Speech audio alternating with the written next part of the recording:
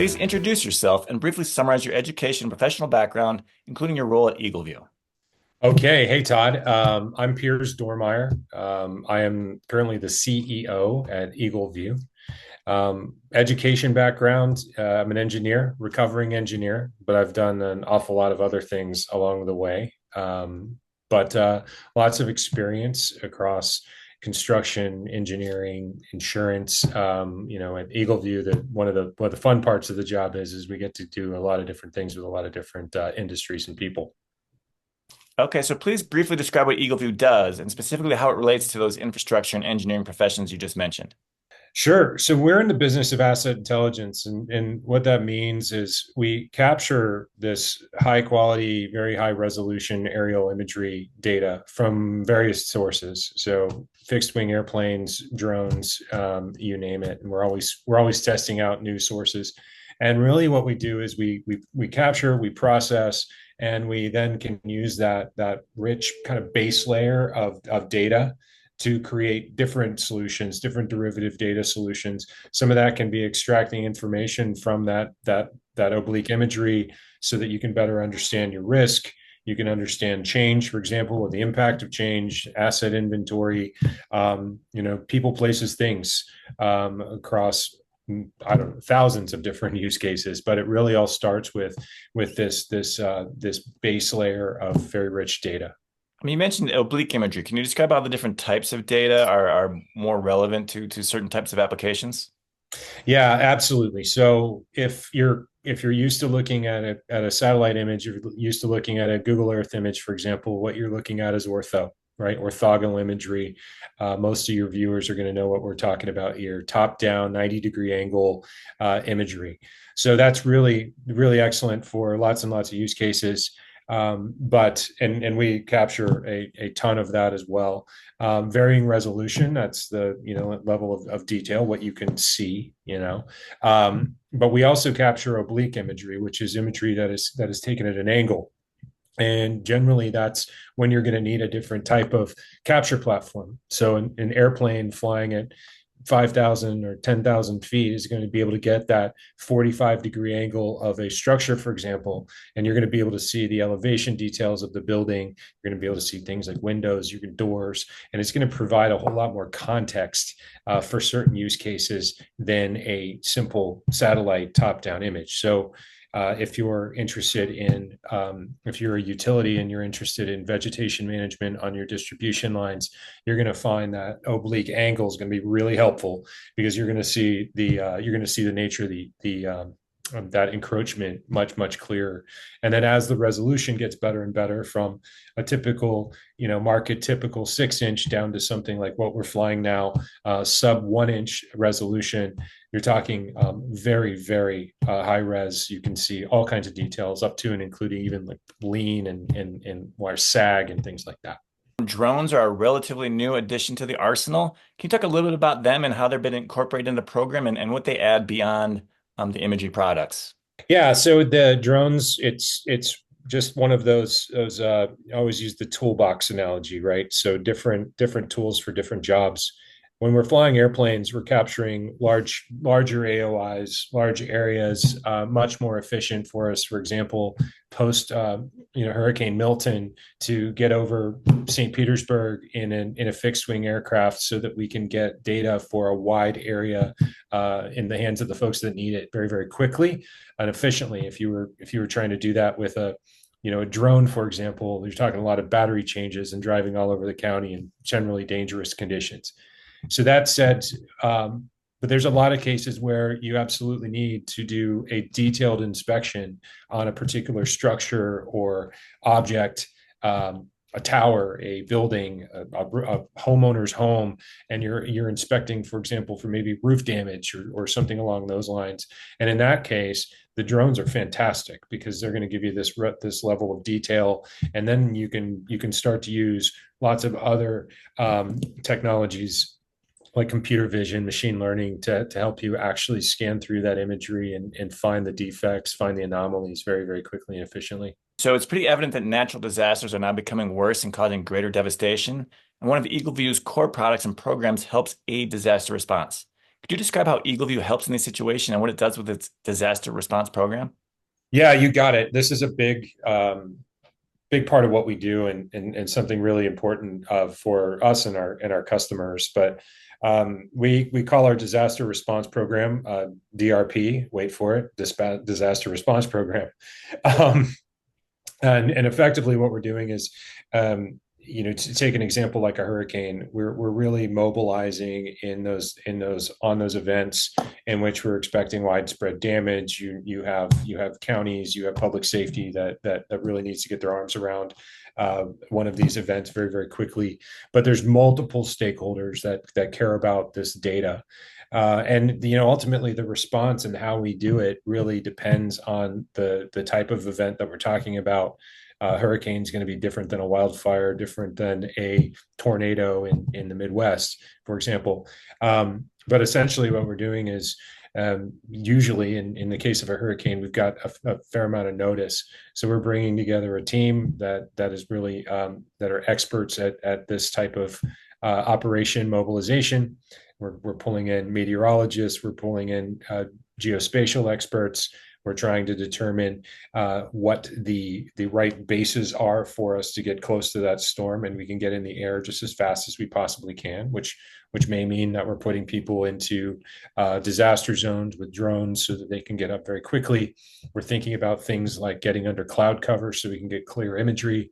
And we're also thinking about places that we can get the data processed, uploaded, and then published very, very quickly, even in situations where, we might not have power. So there's a lot of considerations that are taken into consideration here. And things like storms, especially wide storms like Helene, that we're just wrapping up a lot of that response. A very, very, very difficult thing to do consistently, effectively. A lot of coordination, a lot of professionals that are frankly really good at this stuff. Could you help work me through what's a typical workflow for a disaster response situation, kind of from both the responder's viewpoint as well as EagleView's? If you just kind of walk me through a typical process.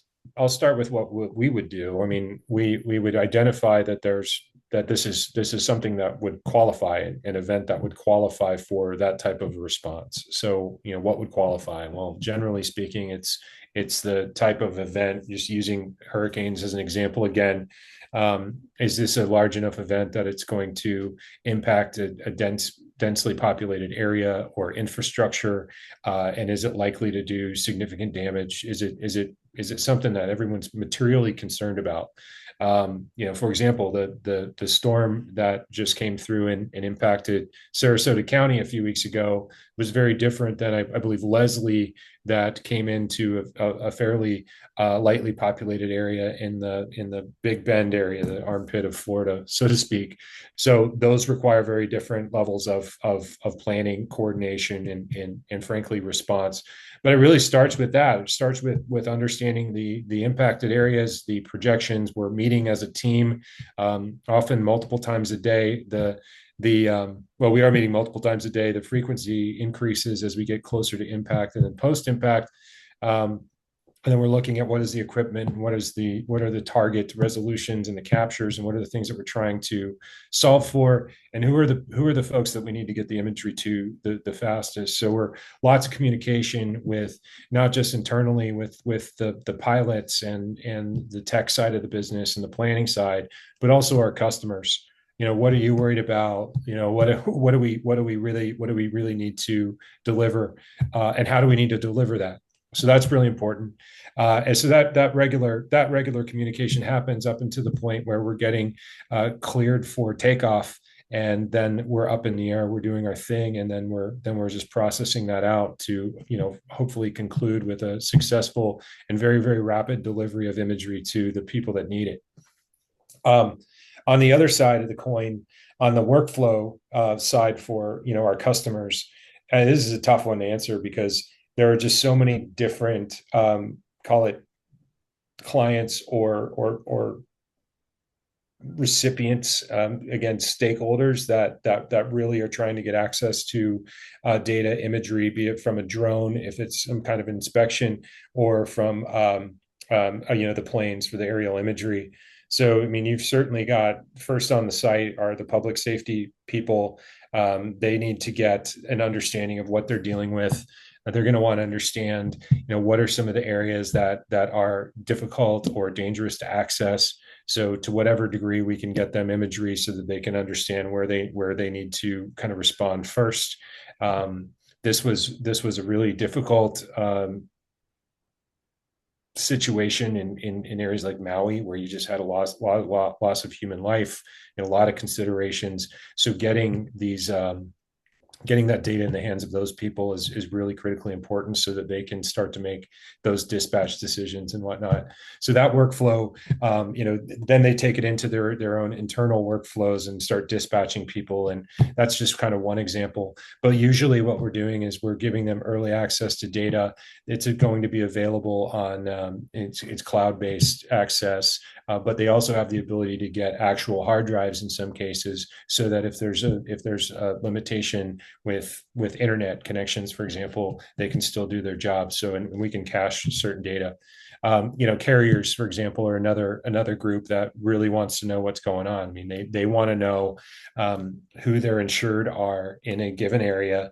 They want to know how they can best take care of their customers. They want to know where they need to put their cat teams so that they can start taking care of their the folks with policies after an event where a lot of roofs are getting blown off.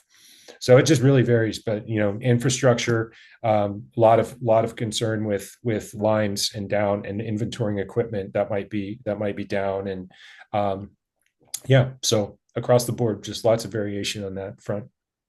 So are these events typical enough that let's say you kind of know well enough beforehand what kind of imagery and tools that they will need, or is it really like case by case and you're kind of figuring it out as it's ongoing and developing? I'd say that we've been doing this. We've been doing this type of work for over 20 years. So I would love to. I would love to be able to tell you that these things don't happen that frequently. So we're rusty. But unfortunately, you mentioned it before. Regardless of the causation part of the conversation, these types of events are becoming more frequent and they're more severe. Um, Almost nobody will argue that fact, and you've got population growth, so they're definitely more costly as well. So, but the bottom line is that, yeah, we don't know when a hurricane's going to show up and where it's going to show up, but we kind of know how to respond. We know how to respond to them, and there's a serious set of contingencies: lack of power, lack of access, internet connections, things like that we know how to deal with because we've been doing it for a while. And yeah, we know that between all of the different types of events, you're more than likely going to have something that's going to show up, whether that's an F4, F5 tornado somewhere, terrible hailstorms, a wildfire, volcanoes, earthquakes, you name it. All of these are the types of events that would qualify for that response. All right, so you mentioned Maui, but to make like a more complete and kind of visual picture in the imagination, could you describe a few specifics, perhaps from a recent disaster that would kind of really, paint the picture of what's happening? Yeah, I mean, and we get so much feedback from our customers in this respect. But again, a lot of times it's the local government that is the first recipient of this data, and we're getting this feedback that and they're begging for this information. But I mean, even the some of the counties in the Carolinas, you have these roads that are washed out, that they're just gone. There's no path to some of these communities, widespread damage due to flooding and whatnot. And just very visually, they're looking at, and I should probably have mentioned this before, but these are areas and these are counties that we're capturing their county. We're flying this in normal conditions, non-disaster conditions. So they have a baseline of, hey, we flew this a year ago, and now this is what it looks like after yesterday. You can easily see the change. We can identify all of those changes, so we can get straight to that user, that dispatcher, and say, hey, look, this used to be a bridge and now the bridge is over here. And visually they can easily get to it and understand what they need to do next. And we get a lot of feedback from our customers to that regard, that has been helpful. That's what kind of drives us. All right, I think that helped fill out the picture very nicely. So now a little bit for the advice to our engineering audience. How can engineers utilize imagery and drones before and after natural disasters in their work?